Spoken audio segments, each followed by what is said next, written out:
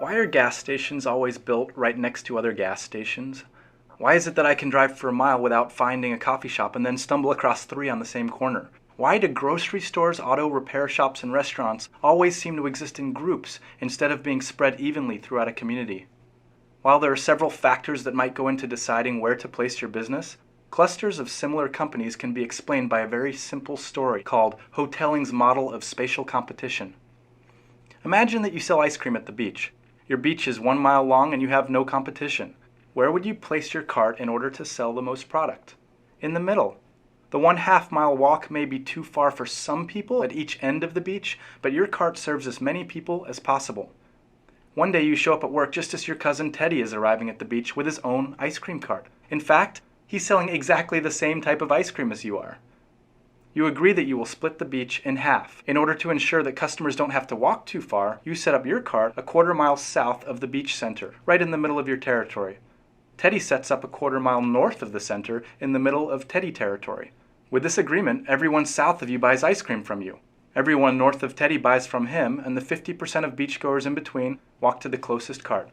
No one walks more than a 1/4 of a mile, and both vendors sell to half of the beachgoers.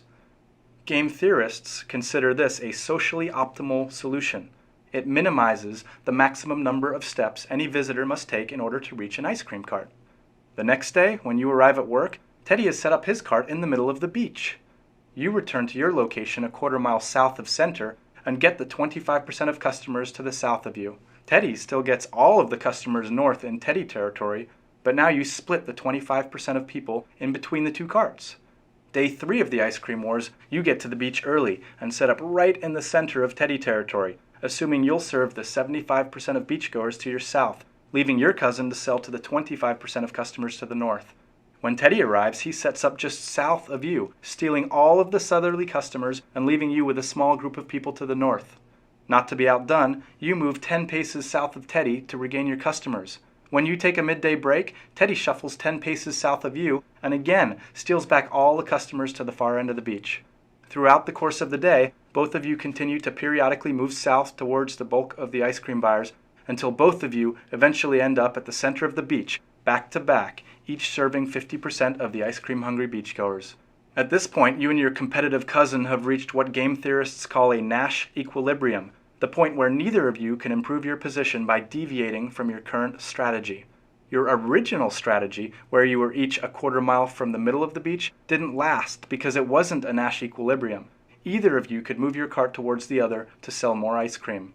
With both of you now in the center of the beach, you can't reposition your cart closer to your furthest customers without making your current customers worse off.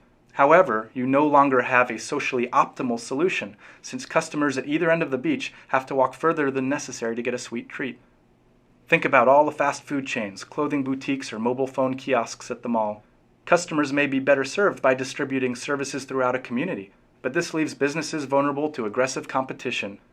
In the real world, customers come from more than one direction, and businesses are free to compete with marketing strategies, by differentiating their product line, and with price cuts. But at the heart of their strategy, companies like to keep their competition as close as possible.